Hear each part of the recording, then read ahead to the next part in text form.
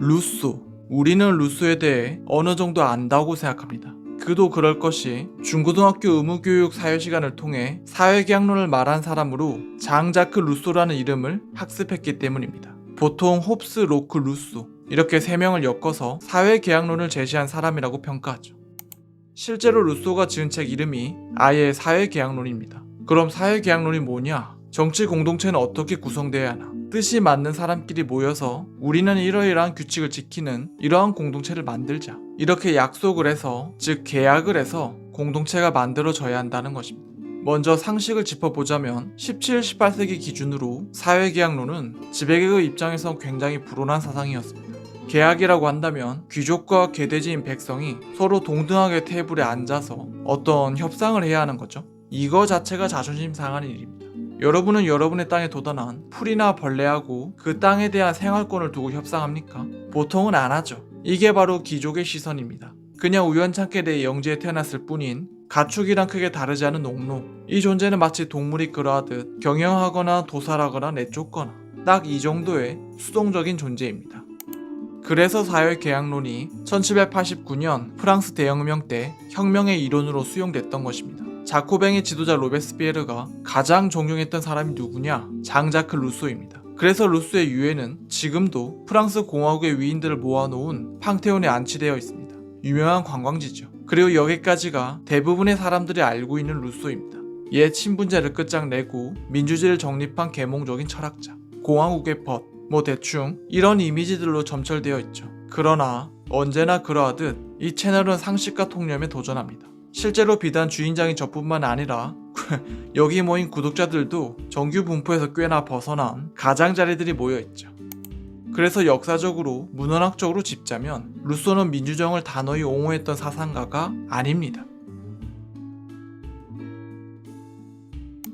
루소가 사회계약론 얘기를 한 건 맞는데 그걸 단적으로 긍정했던 사람은 아닙니다. 반대로 루소 본인은 민주정에 대해 굉장히 회의적이었습니다. 사회계약론의 한 대목을 직접 읽어보겠습니다.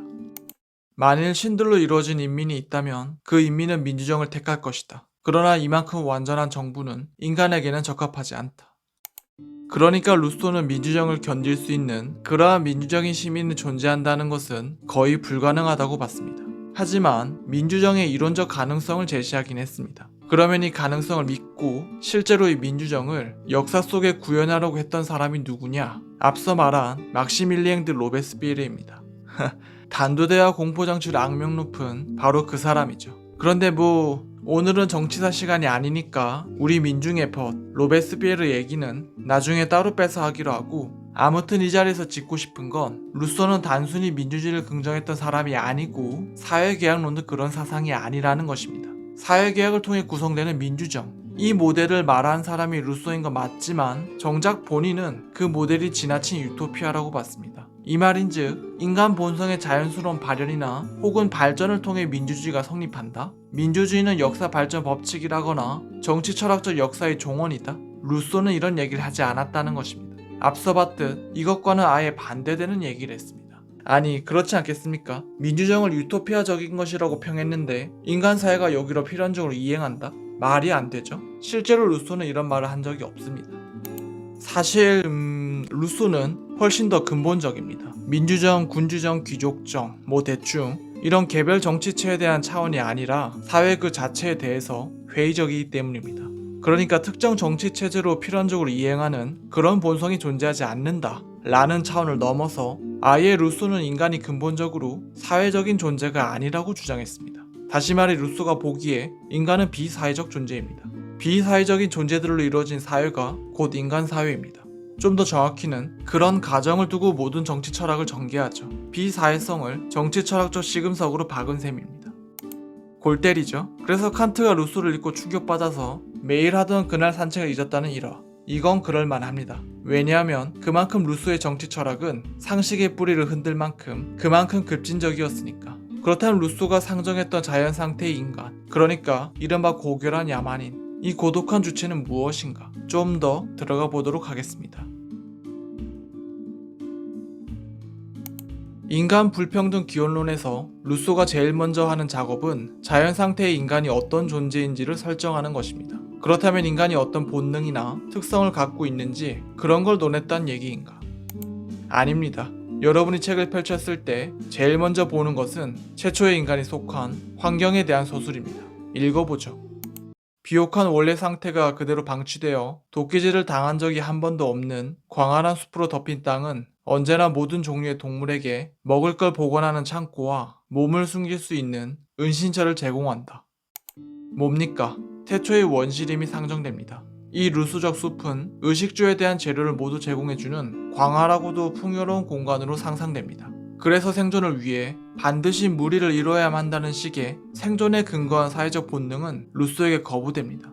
루소가 사고 실험을 하기에 최초의 자연인이 속한 환경은 무리 없이도 생존이 가능한 풍요로운 공간입니다. 실제로 이 구절 다음으로 이어지는 문장에서 고정된 본능 자체를 거부합니다. 이 역시도 인용해 보겠습니다. 동물들 사이에 흩어져 사는 인간은 그들의 행동을 관찰하고 모방하여 심지어는 그들의 본능까지 자기 것으로 만든다. 모든 동물 종은 오직 자기만의 본능을 갖고 있지만 인간은 자기만의 본능을 일체 갖고 있지 않기 때문에 모든 본능을 자기 것으로 만들고 여러 음식을 대부분 섭취하며 그 결과 어떤 동물보다 더 쉽게 자기 생존에 필요한 것들을 찾아낸다는 이점을 가지고 있다. 잘 보셔야 합니다. 본능이 없다는 얘기가 아닙니다. 본능은 존재합니다. 먹고 자고 싸고 말하고 웃고 울고 등 날 때부터 갖고 있는 역량, 이런 건 분명 존재합니다. 다만 이때 루소의 논점은 그 본능이나 역량이 인간에겐 고정되어 있지 않다는 것입니다. 그리고 그 점에서 동물과 구분된다고 보고 있죠. 이게 굉장히 중요한 지점입니다. 다시 짚겠습니다. 루소에게 인간종의 시원적 조건은 굳이 무리 사냥을 할 필요가 없을 정도의 풍요로운 조건입니다. 그리고 자연인에게 사회성은 하나의 선택지입니다. 사회를 만들 역량을 갖고 있긴 하나 이는 반드시 사회를 이뤄야만 하는 어떤 고정되고 단일한 발전 경로가 아닙니다. 반복컨대 인간은 자기만의 본능을 갖지 않는 존재입니다. 그럼 뭐죠? 광활한 숲에서 만나게 되는 호랑이도 만나고 고라니도 만나고 너구리 가족을 만날 수도 있겠죠? 그러니까 우연하게 만날 수 있는 굉장히 다양한 요소의 능력들을 모방함으로써 이를 자신의 본능으로 체화하는 존재입니다. 보통 철학계에서 타고난 본능을 제1의 자연이라고 하고 사회적 습관을 통해 형성된 후천적인 본능을 제2의 자연이라고 합니다. 이 도식은 루소에게는 적용되지 않습니다. 루소에겐 제1의 자연이 거의 없습니다. 모든 것은 제2의 자연입니다. 그렇기 때문에 루소가 보기에 자연인의 발전 경로는 절대로 단일할 수가 없습니다. 근원적으로 우연한 상태로 유지되는 거죠. 물론 루소가 상정하는 은밀한 경향은 존재합니다. 미어캣, 쥐, 술록, 늑대 등 자연 상태에서 무리를 이룬 동물들이 존재하죠. 따라서 이걸 모방하는 인간은 사회적인 존재가 되겠죠. 그렇지만 루소가 보기엔 그렇지 않습니다. 무슨 말이냐면 루소는 동물의 목표가 먹고 자는 것을 만족하는 데 있다고 봅니다. 그 이상은 없다는 거죠. 그리고 이 대원칙에 대해선 인간도 마찬가지입니다. 앞서 봤던 원시림이라는 조건은 이 대원칙을 무리와 없이도 만족시켜주는 공간입니다. 그러면 이런 반론이 들 수 있습니다. 무리를 이루면 사냥과 수면, 이 목표가 더 잘 성취될 수 있지 않나? 그런데 루소적 논리 구도에선 이런 건 성립하지 않습니다. 좀 더 정확히는 외부의 개입 없이는 성립하지 않습니다. 무슨 말이냐면 태초의 인간은 자기 혼자서 혹은 끼케야 2, 3인 가족 내에서 사냥과 수면을 능히 충족시킬 수 있는 그런 풍요로운 조건을 갖고 있습니다. 따라서 이 욕망은 쉽게 성취됩니다. 따라서 이걸 더 쉽게 성취할 수 있지 않을까 하는 질문 자체가 발생하지 않습니다. 즉, 발전에 대한 동기부여가 발생하지 않습니다. 같은 맥락에서 전쟁도 거의 벌어지지 않습니다. 일단 풍요롭기 때문에 상대방의 재물을 취할 동기가 매우 약합니다. 전쟁 외에 음식과 수면을 만족시킬 다른 대안들이 넘쳐날 뿐더러 전쟁 자체는 너무 위험하기도 합니다. 상대방도 바보나 순한 양이 아니기 때문에 전력을 다해서 저항하겠죠. 이 과정에서 역으로 죽임을 당할 위험이 너무 큽니다. 빼앗는 것 외에 다른 대안이 없는 그런 극단적인 상황이 아니라면 구태여 전쟁을 택할 이유가 없는 거죠. 그래야 루소가 내린 자연인의 결론은 혼자서 원시림을 돌아다니면서 자족하는 주체입니다. 인용해보겠습니다.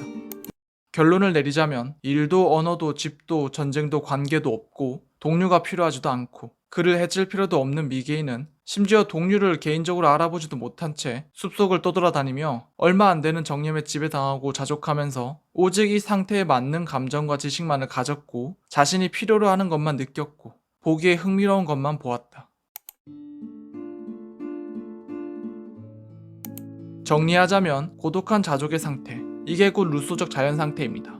루소가 설정한 인간의 근원적인 시작점이죠. 그런데 역시나 다시 짚자면 이 말을 오해해선 안 됩니다. 루소는 지금 인간의 자연 상태를 말한 것이지 인간의 역량 자체를 말한 건 아닙니다. 사회를 구성하기 위한 여러 감정들, 사랑, 우정, 공감, 연민, 소속감, 충성심, 애국심, 자부심, 분노, 혐오, 감사, 복수심, 창피함, 경멸, 존경 등 여러 파토스를 발휘할 역량이 인간에게 존재합니다. 또한 문화나 법적 통치체제와 같이 사회의 틀을 갖추고 정비하는 그러한 지적 능력도 인간에게 존재합니다. 지금 루소가 이러한 역량들이 인간에게 없다고 말하는 게 아닙니다. 이런 것은 이른바 완전한 가능성으로서 존재합니다. 동물 이상의 존재로 끊임없이 발전하려는 그런 욕망이 인간에게 있다는 거죠. 루소는 이걸 인정합니다. 다만 루소의 논지는 자족적인 자연 상태에서는 이러한 완전한 가능성이 활성화되지 않는다는 것입니다. 정치 철학적으로 조명하자면 이 지점이 바로 홉스와 루소의 가장 큰 차이입니다. 악명 높은 저작인 리바이어던의 저자인 토머스 홉스가 설정한 자연 상태는 뭐였죠? 만인에 대한 만인의 전쟁 상태였습니다. 그러니까 홉스적 주체는 욕망이 무한한 존재이고 그래서 결국 이 욕망을 만족하기 위해 상대방을 죽이고 갈취하는 괴물입니다. 여기엔 환경이 개입하지 않습니다. 어떤 조건에 있느냐와 상관없이 홉스적 인간이 가진 욕망은 그 자체적으로 활성화됩니다. 홉스적 욕망은 자발적입니다. 그래서 이 욕망이 능동적으로 세상을 지옥도로 만든다는 세계관이죠. 그러니까 세계에 의해 본능이 추동되는 게 아니라 반대로 본능에 의해 세계가 추동됩니다. 반대로 루소적 주체가 가진 욕망, 그러니까 완전한 가능성을 향한 욕망은 그 자체로는 독립적으로 활성화되지 않습니다. 반복컨대 이 주체가 속한 원시림은 의식주를 풍요롭게 제공하기에 포만감과 수면을 쉽게 만족시켜줍니다. 따라서 고독한 상태를 벗어나서 무리를 이루고 이걸 다듬어서 더 큰 생산력을 만들 그 어떠한 동기도 가질 수 없습니다. 그리고 뒤집으면 이게 무슨 말입니까? 루소가 설정한 태초의 조건, 즉 풍요로운 원시림이 파괴될 때 그때서야 비로소 사회성이 발생하게 된다는 것입니다. 즉 루소에게 사회성은 강제됩니다. 이 지점을 잘 포착해낸 사람이 누구냐? 프랑스의 철학자인 루이 알티세르입니다. 유명한 루소 강의록의 한 부분을 인용해 보겠습니다. 루소는 18세기의 태제들과 관련해 볼 때 인간과 그의 욕구들의 관계에 대해 독창적인 사상을 제시한다. 홉스는 욕구들의 무한함이라는 태제를 표명하는데 그에게 인간은 무한성을 지니고 태어난다. 반면 루소는 인간이 완전한 가능성으로 특징지어진다고 생각한다. 이는 같은 게 아니다. 홉스의 무한성은 만물에 대한 만인의 권리 속에 현존하는 욕망의 무한한 특징을 뜻한다. 루소에게 완전한 가능한 인간은 완전한 가능성의 내적 동력을 갖고 있지 않다. 완전한 가능성은 자신 안에 그 동력을 소유하고 있지 않은 단순한 가능성이다. 악무한의 경로는 외부로부터 개시된다. 인간은 원칙적으로 정지 상태, 순수 자연 상태와 잠에 머무르도록 형성되어 있다. 이런 정지는 욕구들과 힘들의 동일성을 본질로 삼고 있다. 욕망이 힘들의 한계 내에 머물러 있는 한에서 모든 것은 좋다. 만약 욕망이 이 한계들을 넘어서면 파국이 닥친다. 이로부터 욕망들과 힘들 사이에 분열이 일어나는데 이런 분열은 일단 생겨나게 되면 욕구들의 무한한 경로를 작동시킨다. 반복컨대 루소적 자연인의 태초 상태는 기본적인 식욕과 수면력의 만족입니다. 이 주체가 가진 역량, 즉 힘과 자심이 속한 원시림은 이 욕망을 만족하기에 충분합니다. 욕망과 힘의 일치 상태인 거죠. 그렇다면 이 일치는 어떻게 붕괴되냐? 중요한 문장은 이겁니다. 악무한의 경로는 외부로부터 개시된다. 다시 말해 원시림의 파괴입니다. 이를테면 벼락으로 인한 화재, 소빙항해 같은 대대적인 추위와 가뭄, 소나무 재선충 같은 병균의 유행 등 자연은 정적이고 낭만적인 공간이 아닌 굉장히 변덕스러운 공간입니다. 실제로 지리적인 자원의 배분도 균등하지 않죠. 특히나 미국은 사실상 방장사기맵이죠. 뿐만 아니라 인간은 다른 동물들과 달리 훌륭한 대뇌피질을 갖고 있죠. 그래서 지혜를 발휘하고 또한 도구를 씁니다. 이 말인즉 어느 시점부터 원시림의 최상위 포식자가 되어 다른 동물들을 지배하기 시작한다는 거고 이는 곧 인구 증가로 이어지게 됩니다. 원시림은 광활하지만 무한대인 건 아닙니다. 따라서 일정 시점이 지나면 숲은 더 이상 인간 인구를 감당할 수 없게 됩니다. 수렵 채집으로 한계가 있기 때문에 인위적인 농경이 시작됩니다. 처음엔 더디지만 그럼에도 결국엔 발달된 농경은 수렵 채집을 뛰어넘는 생산력을 보여주게 되고 이는 더 큰 인구 증가로 이어지게 됩니다. 게다가 농경은 논밭을 마련하기 위한 벌목 작업이 필수적이죠. 이로써 숲은 더 좁아지게 됩니다. 늘어난 인구를 감당하기 위해 계속해서 숲을 파괴하는 악순환의 고리가 생기게 되는 거죠. 그리고 마침내 한계에 봉착하게 됩니다. 루소의 표현으로 말하자면 우주 전체에서 사람들은 세상 어디를 가나 속박에서 벗어날 수 없게 되었으며 누구의 머리 위에나 매달려 있는 검이 잘못되어 떨어질 때 목을 움츠려 피할 수 있는 단 하나의 구석자리도 찾아내기가 벌써 불가능하게 되었다. 그리하여 인간 종끼리 서로 빼앗는 전쟁이 시작됩니다. 이 전쟁에서 유리하기 위해 서로 뭉치는 그룹이 생겨나게 됩니다. 그렇지 않습니까? 다구리 앞에 장사 없습니다. 또한 피지배민에게 농경을 강제하는 노예제도 시작됩니다. 뭐죠? 그렇죠. 사회가 시작됩니다. 다시 짚어봅시다. 자연재해나 인구 증가. 이건 외재적인 요인입니다. 루소가 보기에 사회성이 있어서 인구가 증가한 게 아닙니다. 인구가 증가하다 보니까 한정된 자원을 점유하고 경영하기 위한 강도 집단이건 농부 협력체이건 간에 어떤 식으로든 사회성을 발휘할 수밖에 없게 강제됐다는 것입니다. 마찬가지 맥락에서 사회성이 있어서 자연재해가 벌어진 게 아닙니다. 또한 사회성을 발휘하려고 돌을 가공해서 뗀석기를 만든 것도 아닙니다. 씨앗을 뿌리고 작물이 자라는 과정에 대한 관찰 그리고 응용, 즉 농업 역시도 사회성을 발달하기 위해 행해진 게 아니죠. 그러니까 무슨 말이냐면 결론적으로 사회성을 발달시키게 만든 이 모든 외재적 요인들은 사회성과 필연적인 관계를 갖는 게 아니라 그냥 우연이라는 것입니다. 다시 말해 인간이 사회성에 대한 역량을 갖고 있긴 하나 이 역량의 활성화는 전적으로 우연입니다. 사회를 만들기 위해 사회를 만든 게 아니라 어쩌다 보니까 사회를 만들게 됐다는 거죠.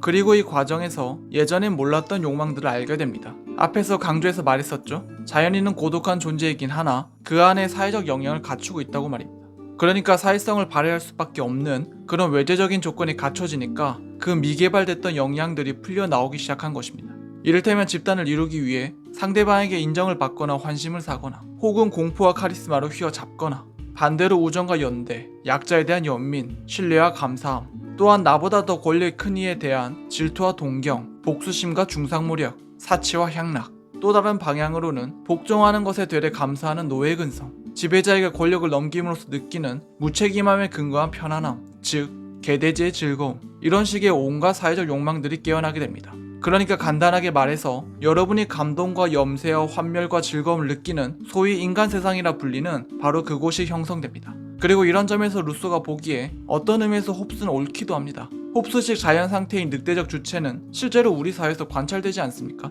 다만 그건 외부 조건에 의해 반강제적으로 개발된 양태입니다. 그래서 이렇게 말했죠.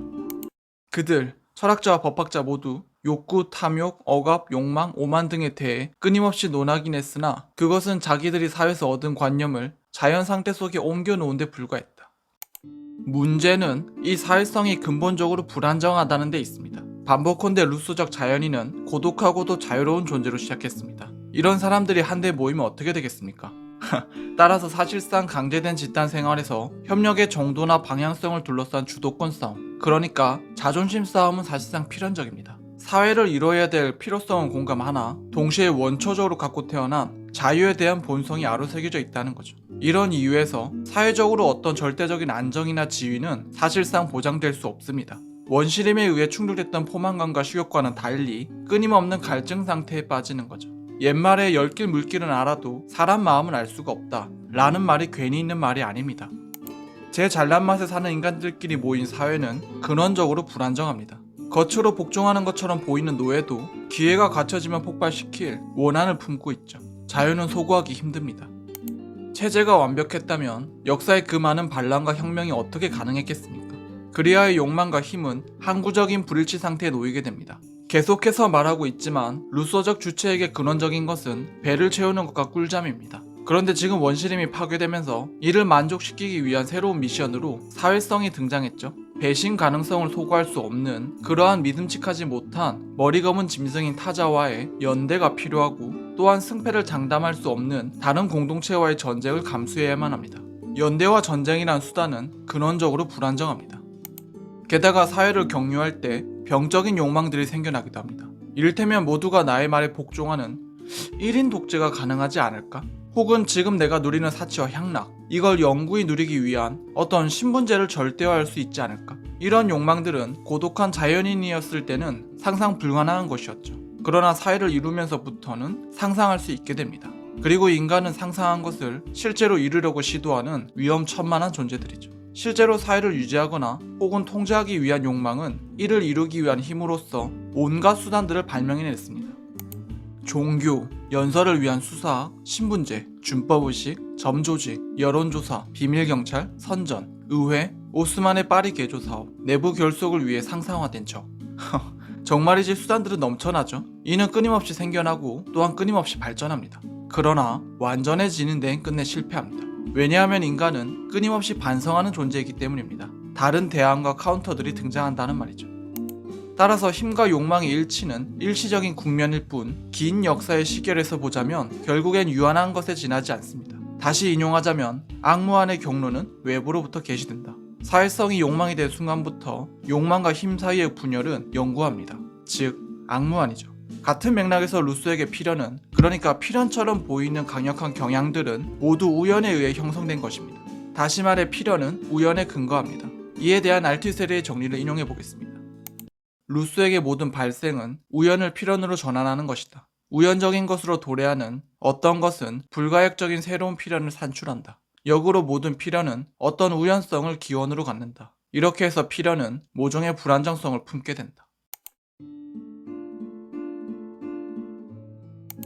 여기서 한번 짚자면 우리가 이러한 루소의 정치 철학을 공부하는 이유는 이 루소의 말이 진리이기 때문이 아니라 이렇게 자연 상태를 가정하는 것이 사회를 보다 깊게 이해하는 데 도움을 주기 때문입니다. 사실 인류학적으로 루소의 자연 상태 가설은 오늘날까지도 옹호받기도 하고 반박받기도 하는 굉장히 뜨거운 감자입니다. 인류학자도 확답하지 못하는 걸 당연히 제가 할 수는 없습니다. 오늘 이 자리에서 제가 드릴 수 있는 건 이렇게 가정하고서 사고하는 것의 유의미함입니다. 사회성을 자연스러운 본성 발달에서 배제한 루소의 가설은 사회적으로 관찰되는 현상을 자연화하는 것을 막아줍니다. 이를테면 황금 만능주의, 단순히 인간 본성이 원래 탐욕스럽다 라고 말한다면 우리는 이 문제를 제대로 해결할 수 없습니다. 그것이 본성의 자연스러운 발로라면 이걸 제도로 막는 건 불가능한 일입니다. 반대로 이것을 자연스럽지 않은 어떤 사회 병리적인 것으로 본다면 돈에 대한 집착을 극대화하는 요인들, 이를테면 사회 전반이 상품화되면서 이 모든 것과 교환 가능한 돈이 사실상 신의 지위를 얻게 되었다는 점이나 돈 이외의 사회적 관계가 소실됐기 때문이라거나 혹은 사람들 간의 관계를 어렵게 하는 도시 설계상의 문제나 교육의 오류 등 여러가지 지점들을 탐구해 볼 수 있게 됩니다. 쉽게 말해 문제의 사안을 구체적으로 이해할 수 있게 된다는 거죠. 인간이 본래 그런 본성이 있다 라고 말한다면 이런 심화된 이해는 모두 거세되게 됩니다. 본성이 없다는 말이 아니라 특정 본성을 비대화하고 축소하는 어떤 요인에 대한 탐구가 중요하다는 뜻입니다. 게다가 루소적인 외재적인 사고관은 구조를 절대화하지도 않습니다. 반복컨대 구조는 우연한 것입니다. 우연한 사건들의 배열이 바뀐다면 그러면 그 구조에 의해 생성된 필연 역시도 바뀌게 됩니다. 그런 의미에서 필연은 불안정합니다. 우리의 시도가 꼭 계획대로 되리란 법은 없습니다. 그러나 동시에 부조리는 우리가 절대로 바꿀 수 없는 절대적인 무언가가 아닙니다. 따라서 개인적으로 좌절할 수는 있겠지만 이는 개인의 느낌일 뿐 실체적인 진리는 아닙니다. 이것이 오늘 제가 꽤 시간을 들여서 루소에 대한 정치 철학 강의를 한 이유이기도 합니다. 그런데 하다 보니까 좀 길어져서 이어지는 분업 얘기는 오늘은 못할 듯 합니다. 빠른 시일 내로 보론을 찍어서 추가 업로드 하도록 하겠습니다. 자, 이상 홍준성이었습니다. 이만 마칩니다. 총총.